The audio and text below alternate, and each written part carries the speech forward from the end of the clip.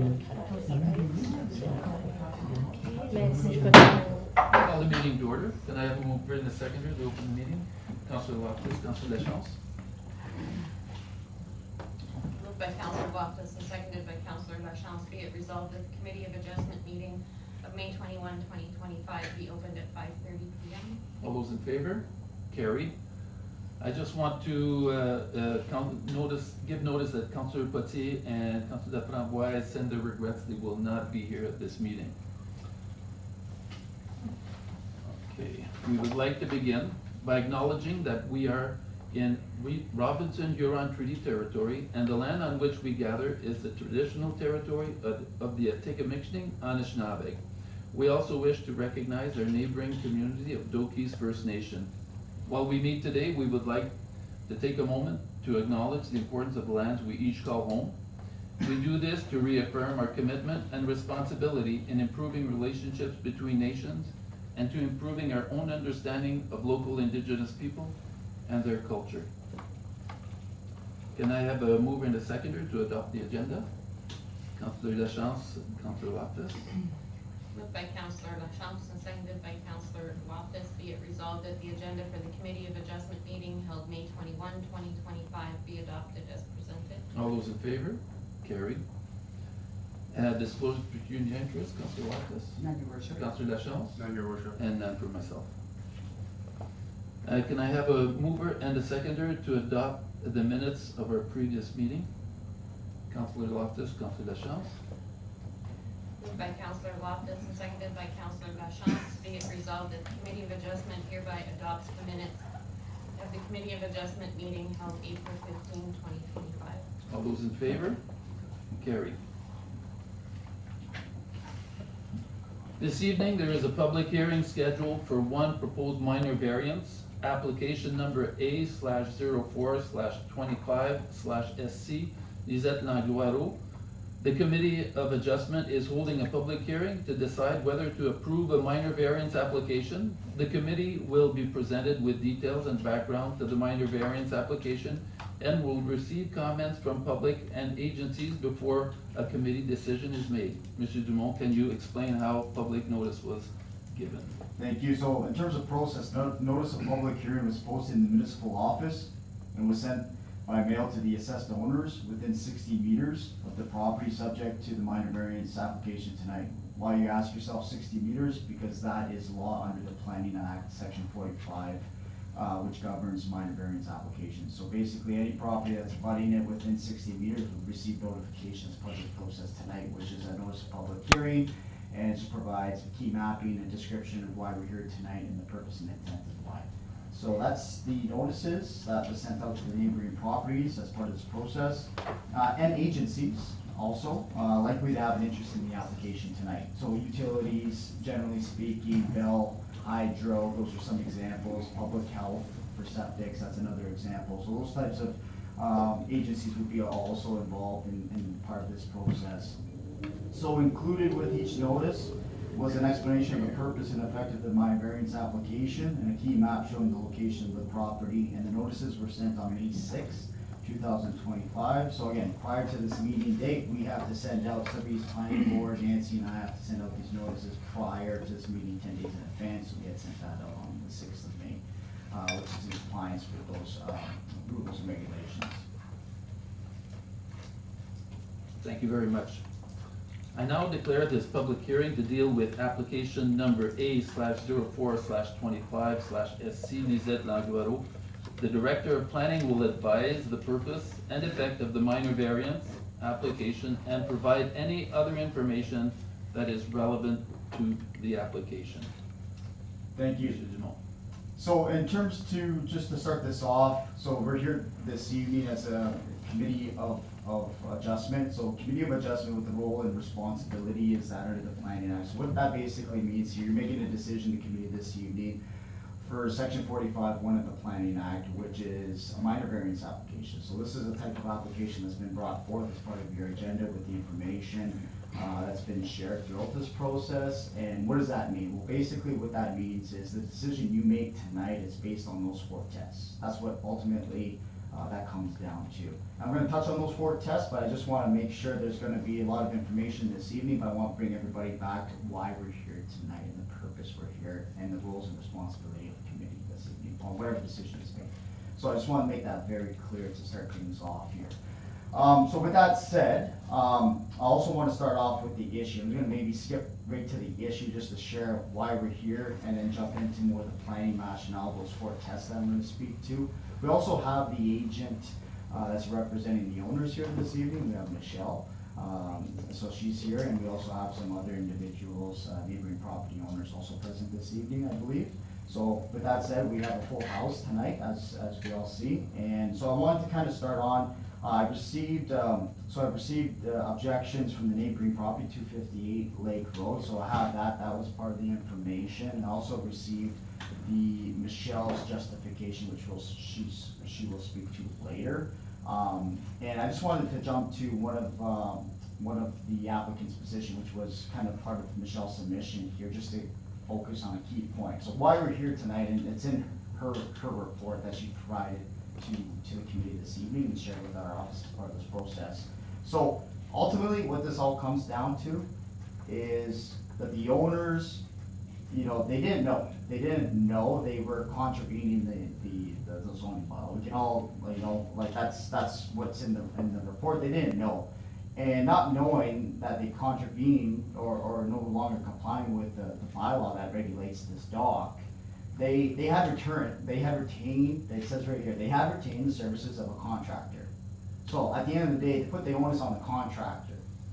So the contractor, is at fault here. It's in the lawyer's letter. So you give responsibility to somebody to do their homework to ensure that whatever they choose to do, they do it the right way, contact the right departments, get the right information before constructing something. So it says, they retain the services of a contractor, a 6-figure price tag. Again, I don't, staff here, I don't really care about price. That's not gonna factor in any of my decision, recommendation with respect to that. And they relied on the assurances that the project was being done in conformity with the law. Well, obviously it's not, because that's why we're here tonight. So that's the issue.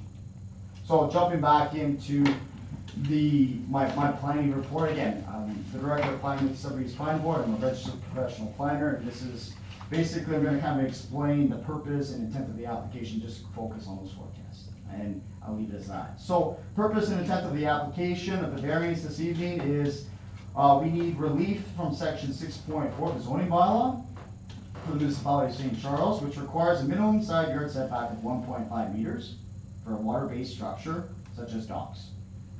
So the subject property is municipally known as 268A Lake Road, located along west arm of Nipissing.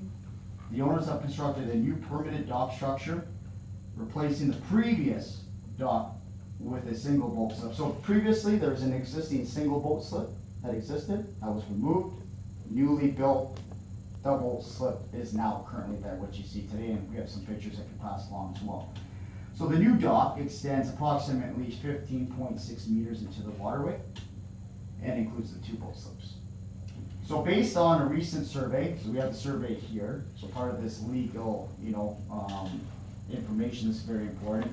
This is how this was kind of submitted as part of my variance application. So the survey here provides, an Ontario Land Surveyor, who's licensed, provides this information as part of the process and defined it as on the shoreline, it's 1.02 meters from the top of the bank. But the issue here is once it extends the 15 meters out, is the issue of it's 0.12 from the extended side lot line. So if the side lot line extended out into the waterway, this is how we've established through the survey that the distance between that imaginary line and where the existing dock structure is 0.21 meters. So that's really why we're here this evening, where you need 1.5 meters separation, okay? So then really it comes down to these 4 tests. So I'm just going to summarize the 4 tests. Is it minor in nature? That's the first test you have to ask yourself, committee, is it minor in nature? So what does that say? Is it too large? Is it too important? Those are the kind of questions you want to ask yourself. It's not so, don't be fixated on the term minor. Think about it, is it too large? Is it too impactful? Is it too important? That's how you have to think of that in case law. So in terms of that, is it a minor? So the proposed reduction inside yard setback, again, the 0.12 meters, 0.12 is extended out. It's not minor in my professional opinion. While the numerical difference from the 1.5 meters may appear small, this is about the functionality and the visual impact on the neighboring property at 258 Lake Road. It's significant in my opinion. From the deck of their property, and I'll just pass these photos along. You can pass this so you can understand my perspective here. I did conduct a site visit also as part of this process. It's been documented that from the deck of the adjacent property owner, so I'm standing in the middle of their property, which is centrally located along a shoreline. The second boat slip, I'm talking specifically the second boat slip, I'm not saying the entire dock here, obstructs the views of the west arm of Lake Nipissing, creating a visual barrier that did not exist before with the original single slip. So that's also key factual information. What was there before wasn't there now.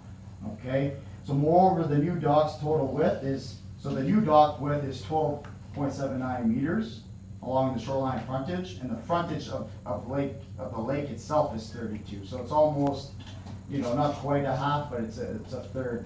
Just to show you like the total width of the water frontage versus how much that wide the dock is taking up of the water frontage. So 12 meters is taken up out of the 32 meters, which consumes a substantial portion of the lot and could have been accommodated in a manner that complied with the setback requirements. Basically, I'm making the case that you could make the setback work along with the two boat slips, and we wouldn't be in this situation. So the scale and the placement of the dock intensifies the impact on the neighboring enjoyment and privacy, which goes beyond what would be typically considered minor.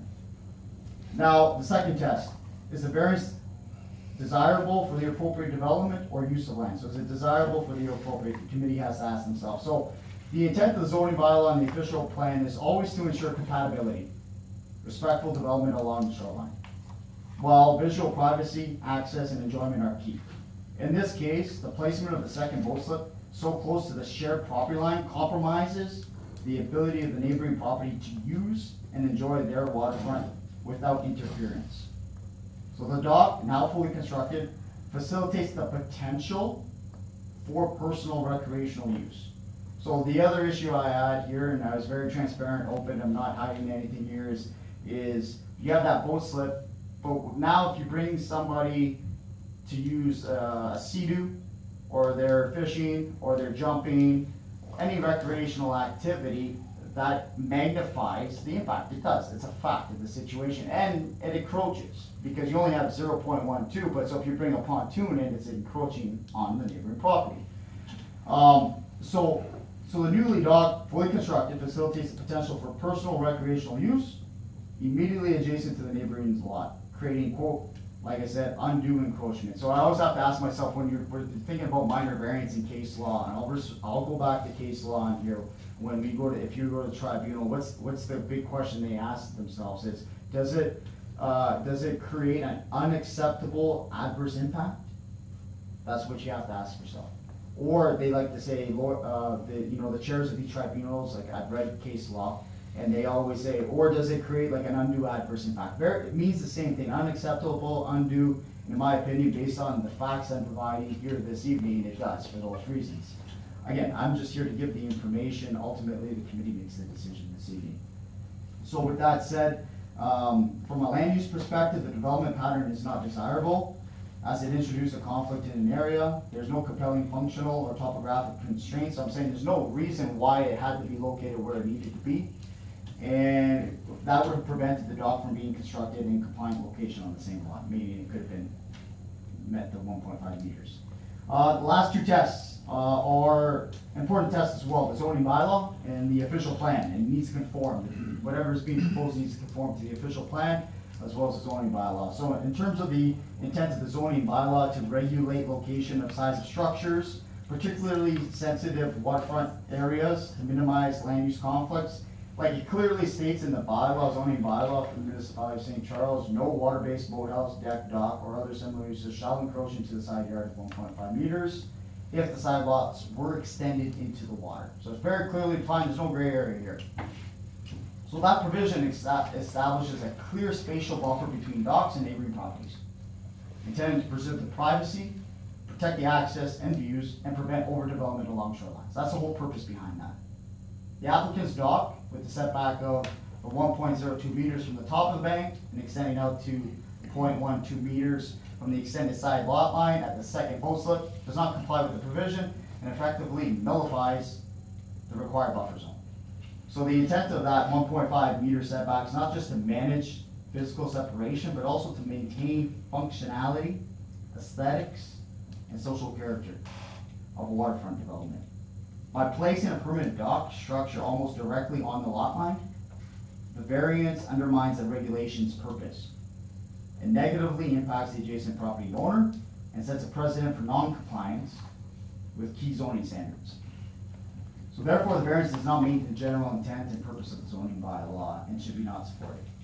Lastly, the official plan. Sudbury East Planning Board's official plan contains specific policies for waterfront development to ensure compatibility, environmental, and equitable use of shared natural resources. Specifically, it highlights policy 2.2.9.1.9, D as in Derek, which states the size of docks may be, it doesn't say shall, but may be regulated by the zoning bylaw. So the current zoning bylaw, as I said earlier, I've provided the rationale behind what doesn't work, like the OP piggybacks onto the zoning bylaw in terms of compliance. Minor variance shall only be granted where general intent and the purpose of the official plan and implementing zoning bylaw are maintained, and where the variance is not minor and desirable for the appropriate development of use of land. So that's a policy in the official plan. So if you had like one test that met 1 out of 4, at the end of the day, you have to have 4 tests. 4 out of 4 tests have to meet as part of this process. So with that said, that's the justification from a planning perspective here with the 4 tests under the Planning Act, which is law. And the zoning bylaw document, I'm not going to touch on that. Everything's still going to be waterfront residential, so no impact on the zone itself. I've already kind of provided an explanation of the standards of the zoning bylaw, so I'm not going to go through my report on that aspect. In terms of agency comment, like I said earlier in what we were discussing here, obviously part of the formality of this process is to reach out to the chief administrative officer, the clerk, treasurer, public works, fire department, all the other departments. Chief building official provided comments. Again, I've got to focus on why we're here tonight. This has nothing to do with the building department. And why is that? Because when you build a dock, you don't require a building permit. There's no, and we do have the chief building official here this evening, but again, I want to keep everybody on this, stay in our lane here.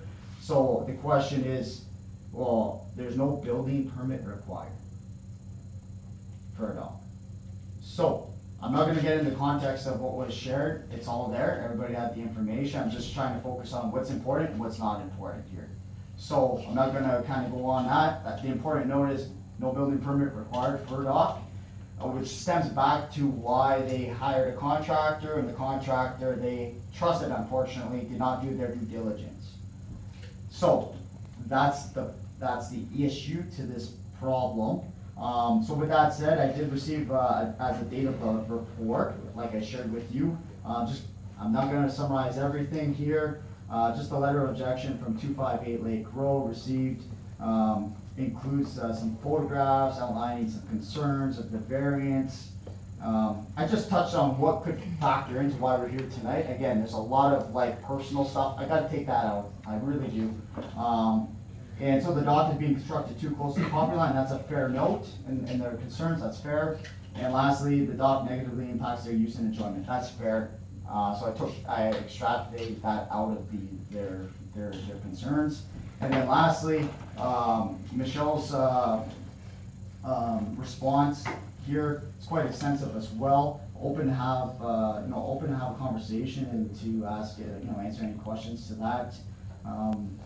Michelle provided her justification and rationale behind the 4 tests. There's a lot of emphasis on non-complying. So again, I'm just going to leave that. Non-complying, well, why is it non-complying? Because it's already built. So I don't want to confuse anybody saying this is legal non-compliant. It's not legal non-compliant. It's non-compliant because it was built without a permit, and it just happened to be part of this process that they felt too close. That's why. So I'm not going to, undue hardship. I'm not gonna get caught up with all that undue hardship stuff, because at the end of the day, if this was to go to the courts, they're looking at the 4 tests here. That's the whole purpose of the decision for the committee tonight, not all this other fluff. So, with that said, I'm going to just remove myself now from this process, and I will just situate myself over there, so I'll be open for conversation as part of the process, because Michelle's here, and we also have other individuals I'd like to speak on behalf of this application. Thank you very much. Okay, the first person it would be the applicant, or Would be us. that would be you. Okay. Yes. And Lisette Dongrano and Pointer are present. So they'll be available for questions if required. Okay.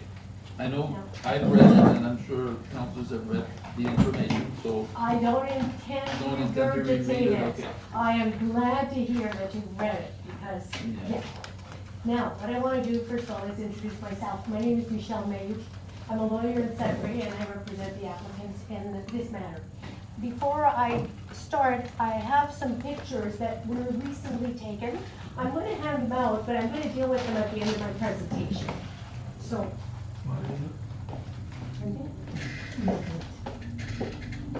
Okay, so do I? Sorry about that. Should have my pen too.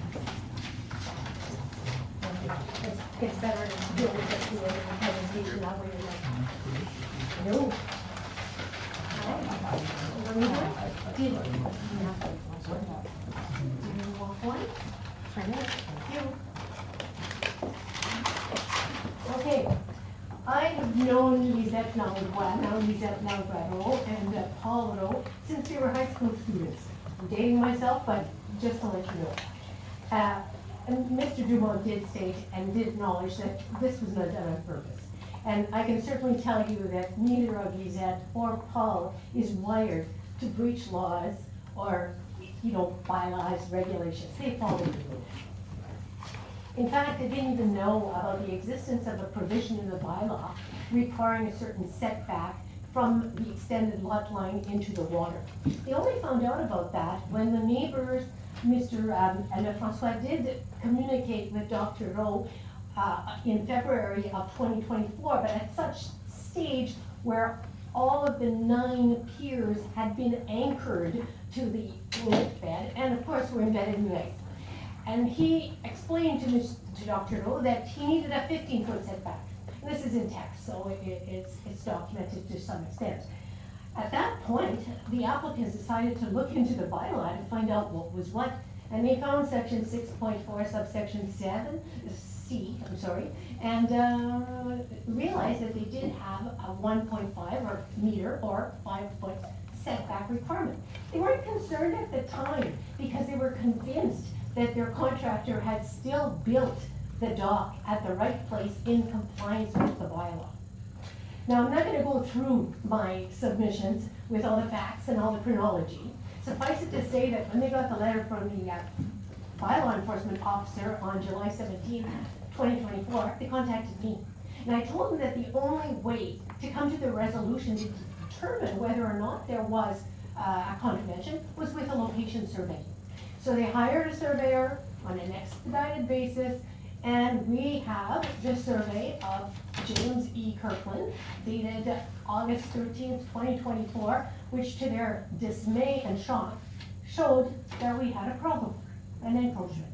They were expecting that they were spending this money to establish that all was well and good.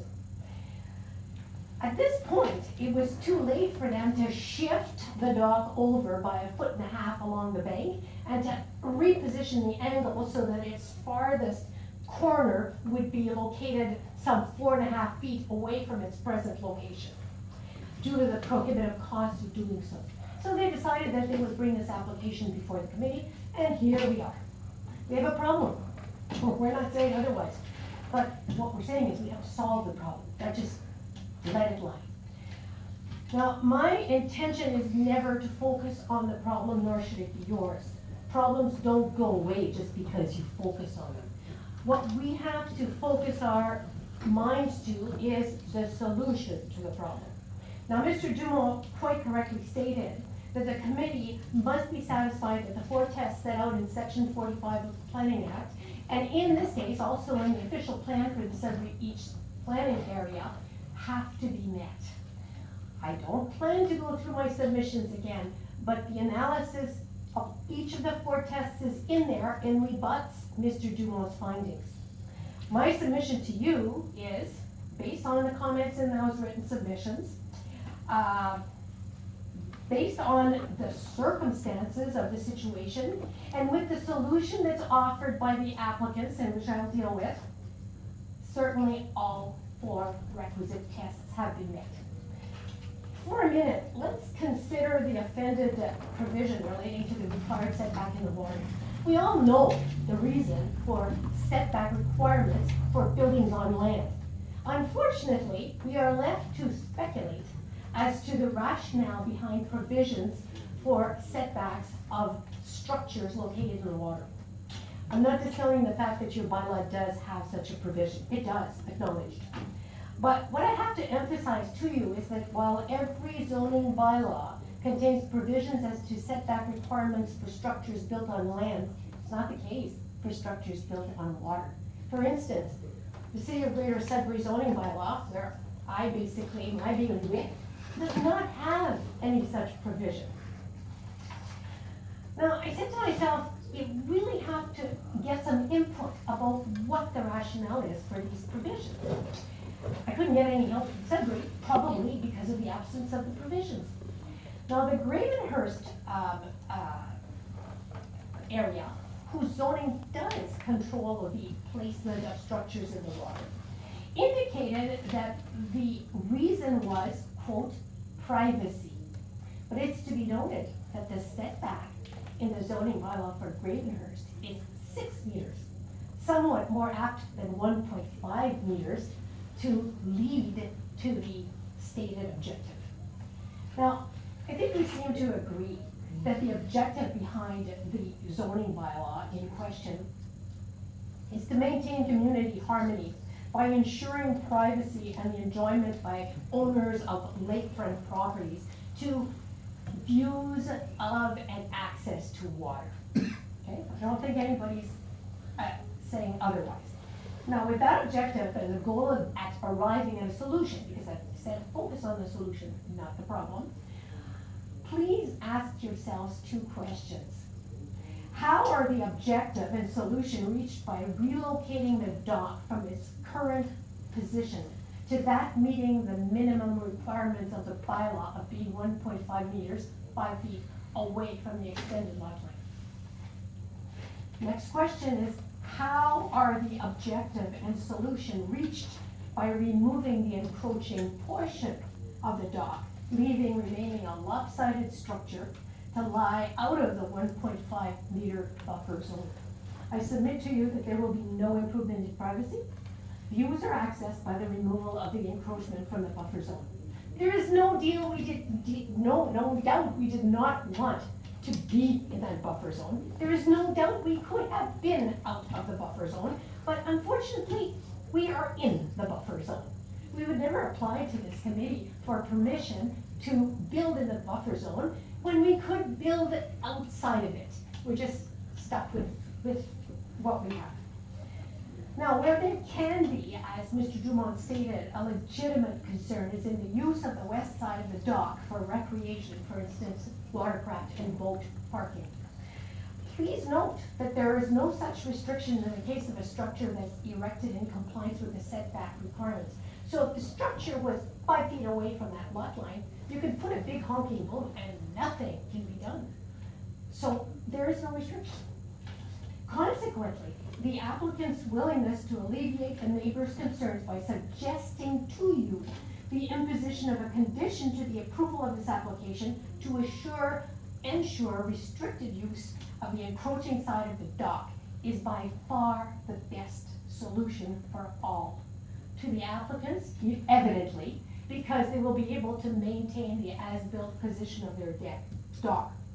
The neighbors, who will be assured of no further encroachment in the water surrounding their shoreline.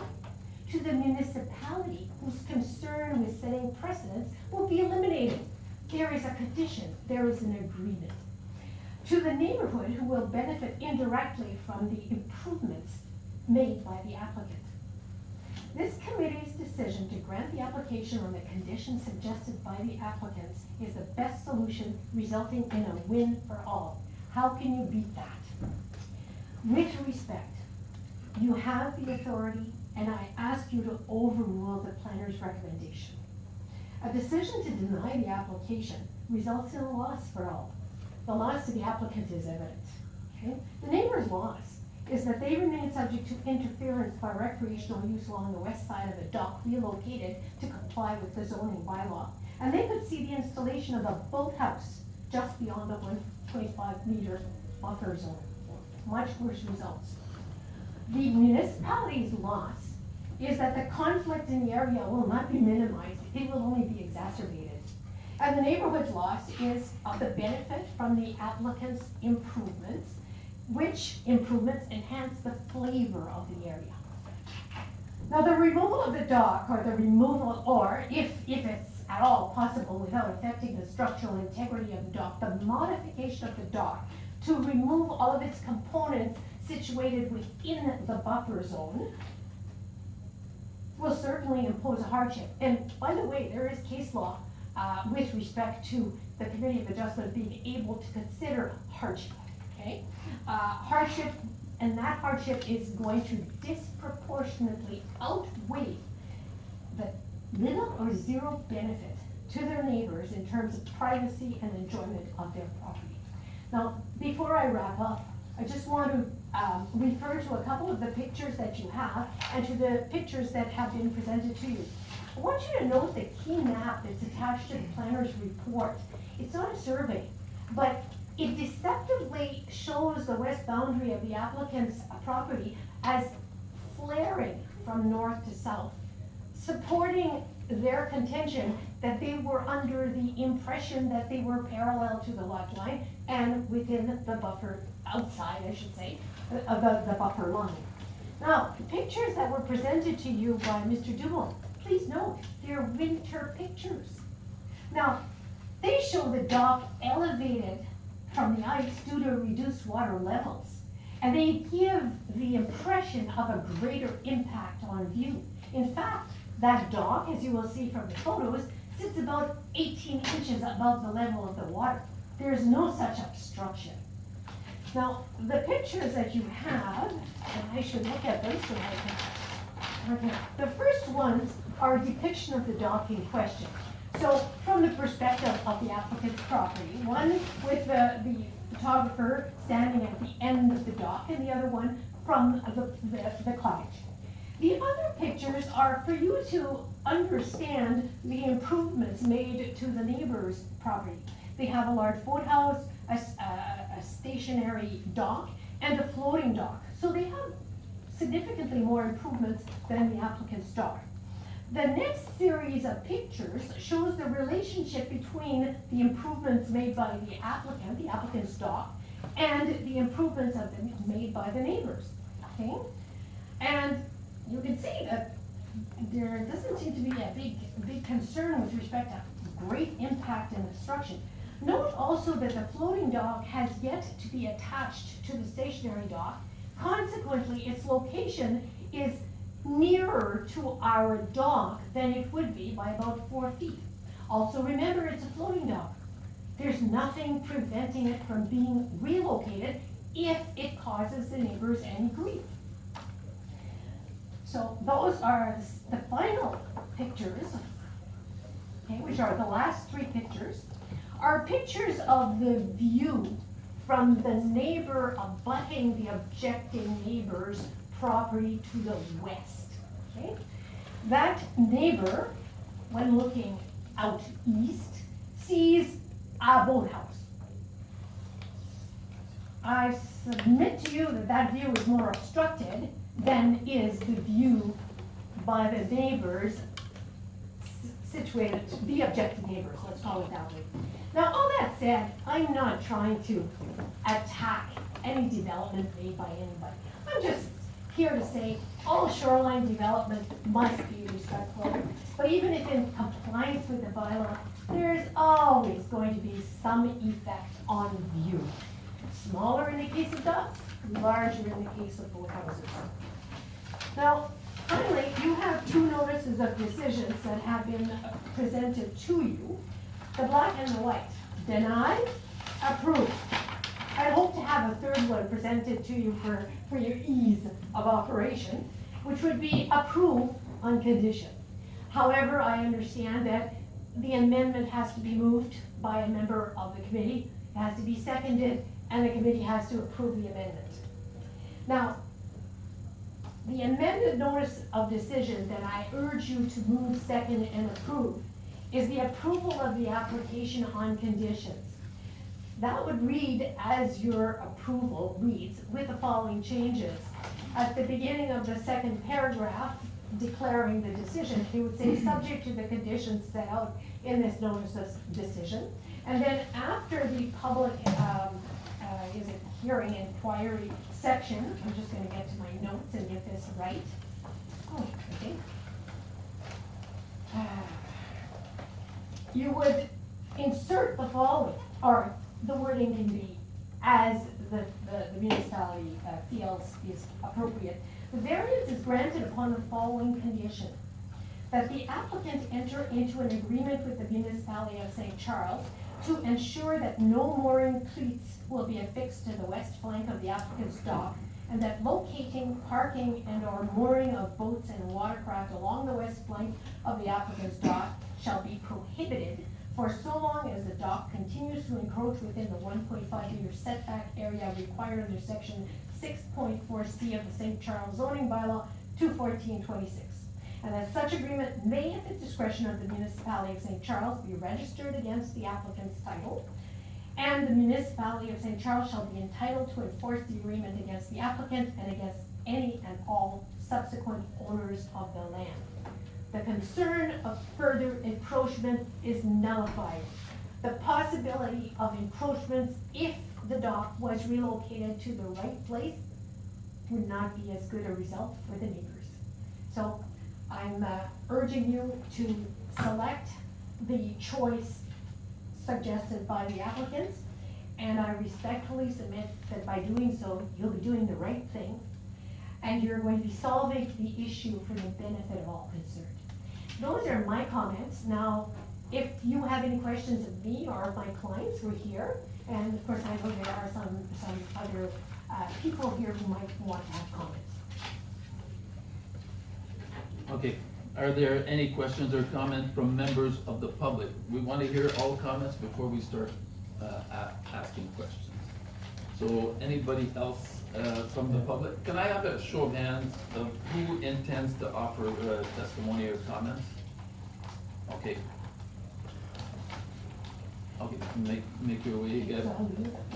I'll finish the little spiel here. If so, please give your name and address to the, and follow with your comments.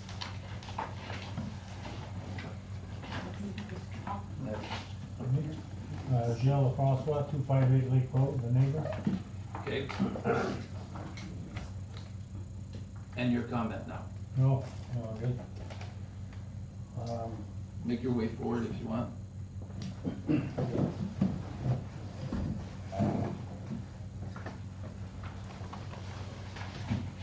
have some pictures. I think you guys have some pictures already. All the, it shows all the neighbors states that they didn't know where the lines were, or that's why they built. It was a big mistake.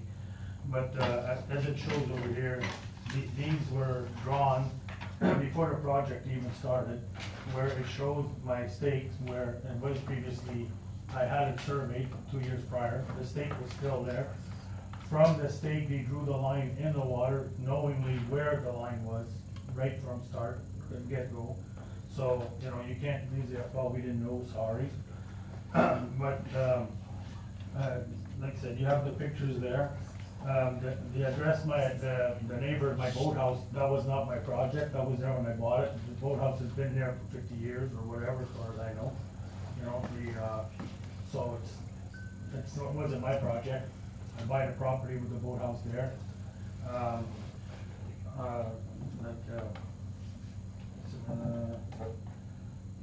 Like it is not my responsibility to find out, like, you know, to go tell the neighbor what to do with it. It's his responsibility, or the contractor, to find out what the rules, regulations are.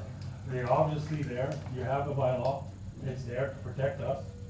And, you know, you don't, go start building and then ask for, you know, forgiveness or whatever later. Like, I mean, you find out, you do your due diligence, and then you do your thing. As far as the proposal, of solution, you know, it looks real good on paper, you know, but who's gonna enforce that? Well, when you're sitting at the beach and you got the boathouse, or not the boathouse, sorry, but the boat or whatever in front of you, who do I call? Do I call you? Do I call you? Who do I call to say, you know, so we gotta start with that? It's not, you know, it's not a win-win situation. You know, at the end of the day, you guys have bylaws, they're there to protect us. I think, you know, abide by it, and, that's all I ask, is just, you know, the law's there, so it should have been followed, and they knew right from get-go. You just kept going, it didn't matter. You know, I even have a text, you know, stating that he knew the bylaw, and he sent me a text with the bylaw, and it was now a municipal issue, and if I wanted to go ahead and call it. So I did, and here we are. So anyway, you guys have bylaws? I'm already there. All right, thank you. I'm Mike McConnell. I live on the opposite side of the, there. I was informed just, what was it, Tuesday of this going all down and whatnot. They have a beautiful dock that's there. It's only sitting about, like you said, 16 inches off the water right now. It's a beautiful dock. And he was saying that he wanted to put his boat on that side, and it seemed reasonable to me that he could do it. Now, as far as overlooking that, it's only 16 inches. You've seen my pictures. What I look at a boathouse. Now, the same people tried to get me to move buildings where I had bought, and they were there before me. So it's not just, you know, it's personal. I didn't have to move it because it was built there before the bylaws come into effect. For me, you know, I look at a boathouse, to them, they'll be looking at a 16-inch dock sitting over there without a boat in front of it or beside it. Thank you. Can I say something to that? Yep. He says I made him move buildings that were there. The building, there wasn't buildings that they moved, there was just a container. So there wasn't buildings that they were asked to move, it was containers. And not buildings that were there like for ages or whatever. There was one building, you Which wanted building? me to There was no move. building. All right, Okay, we're sorry. not gonna have a battle. Thank you, but I just, thank you. Any more comments? Yep, I want to address some of Monsieur Lefrancois' comments about a few things. Firstly, knowing the bylaws ahead of time, no. In fact, Monsieur Lefrancois showed me the pins, the front and back pin. When Riley, the bylaw officer, came in, I said, if you stand to the back and the front, you draw a line, you can appreciate that I'm well within my 5 feet. Not knowing the bylaws, because the contractor and myself, having contacted the Ministry of Natural Resources a year prior, getting guidance on all of this, said, what are you doing? I'm redoing some shoreline work, and I'm replacing a dock currently from a T shape to a W shape to include access to have 2 boat lifts, 2 boat slips, and access to a lift which is on there, so I can actually put my batteries, fuel properly in a safe manner. So at the time, they said, yeah, you don't need a permit, and do I need anything else? Yeah, you need to be less than 15 square meters on the lake floor, which we were, and they said, okay, you're good to go. So we did not know there was a 5-foot bylaw, And it's only when Jill came and approached me in February saying, "Oh, you're too close to the lot line." He said, "You're supposed to be 15 feet." So for somebody who's supposed to know the setbacks, he was not even giving me the right information. So that's where we at. We continued, and until we got the survey, we thought we were well within our 5 feet based. It's almost like magnetic hill in Nova Scotia. It's this optical illusion because of the way our lot is shaped. You look at it and say, "Oh yeah, I'm fine."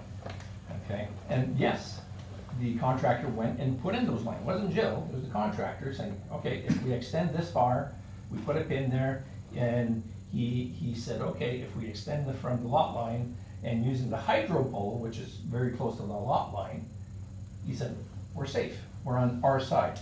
Because at the time, we didn't realize that there was actually a setback, and also because of the waterway, nobody has jurisdiction apart from M&R and Ocean and Fisheries. So that's how we proceeded. Was it intentional? Hell no. I wouldn't have spent all that money to something that is offside that potentially I could be forced to move, rebuild, now with a nice big boathouse and a big barge beside it too, you know. So the other comment, which is inappropriate, is the existing boathouse from 50 years. Well, we have pictures inside the old boathouse in 2015. That new boathouse was not there. So I take great offense to that. All right. Okay? Thank you. Any other, anybody else wants to place a comment at this time?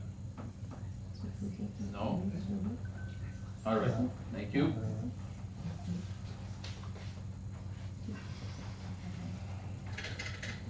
Okay, now it's the time for questions. Are there any questions from the committee to anybody that has offered any testimony?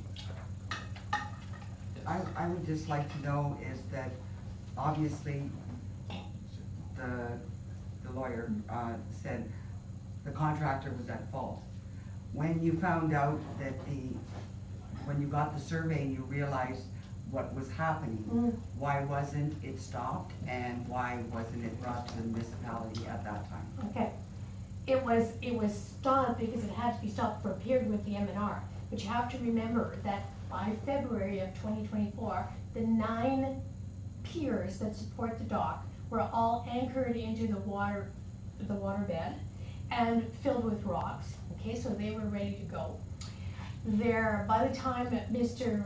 Merrifield sent his letter, everything was basically done other than the decking, okay? By the time the survey came, that was what was left outstanding. Now, here we go, we're caught between a rock and a hard place.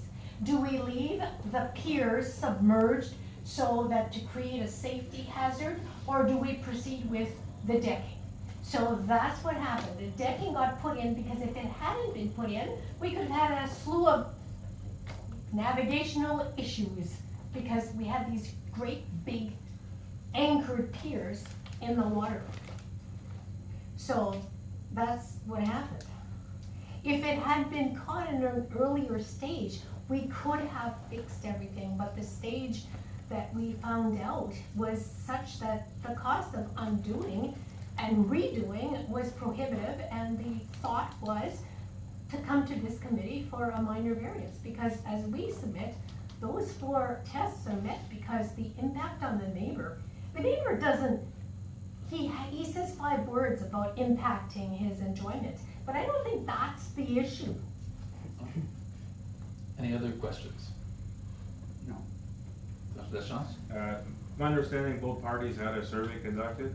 Mr. Dumo, you had a chance to review those 2 surveys. Did they both pretty much match up, bang on, or? That's, so in terms of process and evidence, which is always nice to have, like they said, like, it was after the fact, unfortunately, but they did have, it is bang on, basically. They're both surveyors were. No, so let me rephrase, sorry. So, good question. Through this process, I was understanding that there may have been 2 separate surveyors. Like, to your point, you have the applicant surveyor, and then you have the neighboring property surveyor. The only information that had been provided was from the applicant in terms of legality, and that was based, those two numbers that I've shared with the committee is based on that registered survey. So the surveyor that was hired by the applicant is showing Yes. fault? Yes. That's Okay, correct. okay. Yeah. That's, If I can just clarify, because it is in my submissions, we were never shown a survey by Mr. Lefrancois. Yeah, So, but nor does he have to show you a survey. maybe not, but we So, don't, wouldn't it be nice to see I it? have, just questions again on the timing, so like, understanding February 2024 was a date that was notified, first found out about the setback. From Mr. And Lefrancois. August 2024 is when you received, sorry, July is when you received the first letter from the Sudbury's Planning Board. And this, yeah, I have the letter here in my agenda, sorry. So just And not to- for the just to planning board, clarify- sorry, Sudbury's building bylaw, pardon me. Yeah. Is that what you're gonna clarify? Yeah. Pardon me. So then, the decking was completed this summer? No, Last summer, The decking was completed last summer? summer 24, yes. I just, for me, like, I understand where you're saying, oh, the piers are already in place, but man, it's an expensive thing to change it, but why continue? I work in Piers construction. and beams were already in place. I understand, but I work in construction, and when we find out that we're doing something wrong, we don't keep going because it costs more money to undo after the fact, right? And it just, Well, we to me, didn't it go would, until the survey. I don't understand where the logic was to keep going with the boarding and structure. Yeah, and The, do you wanna give Andrea a chance? yeah, go ahead. Yes. Not to interrupt, but the chief building official does interpret the zoning bylaw.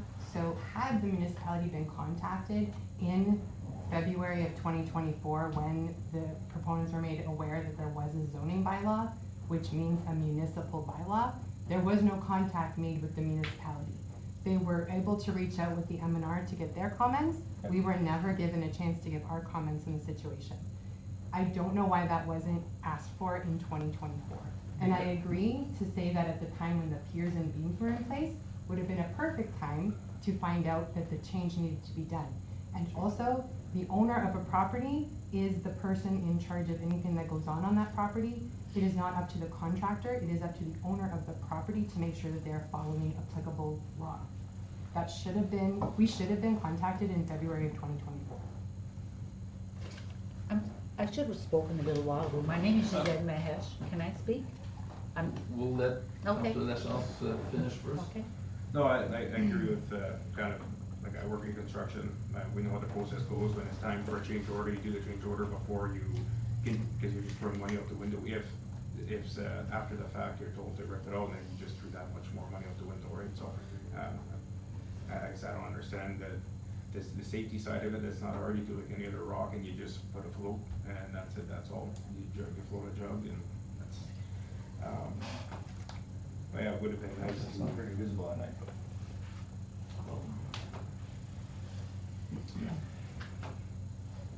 I just think hindsight's 20/20, and hindsight, you said, if we had known in the first place, you wouldn't have put it there, but Well, it's there.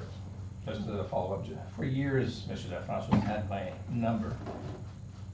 And all of a sudden, it just shows up. If he's had issues right from the get-go, never called me. I'm not concerned about the two of you guys having personal issues. It's I'm not concerned- personal. Or whatever. But you should, Paul, you should have, you're too far, but did I ever receive a call or a text or nothing? We all have neighbors. Yeah. We all know. And he how it calls is me in the middle of the sometimes. night, when he's Yeah. having medical issues? Yeah, okay. Okay. Last comment, very short. Yes, very short. I'm the neighbor Name? to Opposite. Giselle Mahesh, and Okay. we are neighbors to Paul on the other side. If the reason is aesthetically too high, whatever, it doesn't affect my view at all. I mean, it's just a dock. It's not a structure, it's not a boathouse, If I I see may. clear. If I may, well, listen, no, she adds up, it Okay, doesn't bother her. short. Yeah, but she won't have to look at the boat when it's parked in her face when we're sitting at the lake, you know? She's on the other But it's side, always been there. right? So, Any more questions from council? Councilor Lachance, no? All right. If there are no further questions, we move on to the application itself. Can I have a mover and a seconder? And then Councilor Lachance and, So I have two separate resolutions there, one to approve and one to. okay. Okay, that's how we, okay. So we have to decide, do we want to approve or deny? Just through procedural process for the committee here, what's being brought forth is important. So my recommendation, again, it's just my recommendation, Yeah. but the recommendation is to deny the application for the reasons that I brought forward. So procedurally for the committee, that's what's brought forward. I don't wanna have this, just wanna make it clear because it's important that whatever the decision is, that's what's brought forth. Now, should the committee see otherwise, as Michelle kind of touched on earlier, some options there, that needs to be defeated. Yeah, Okay, so I just wanna I don't wanna give the committee this idea like, hey, let's look at this one and this one. What's being brought forth, reflects my report. And that report's reflected with the decision to deny. Now, should the committee have different opinions, which is absolutely fine, they have the ability, the powers to be as part of this process. Just wanna make sure it's done procedurally correctly. okay, so do we, So we can move in second and we can vote on it that's it. to approve, and then we can move in second on denial, we vote. Both motions have to be made, right? But if you don't vote on it, Yes. one favor of that. Then it's denied, so we vote on the motion, and then if we approve it, it's approved, and if we don't, those in favor, then it's denied. Okay? So mover and a seconder, Councilor Lachance, This is for the approval. yeah, and Councilor Loftus. Moved by Councilor LaChance and seconded by Councilor Loftus, be it resolved that application A/04/25/SC by Lisette Langlois be approved and the necessary notice of decision be prepared. All those in favor? Denied.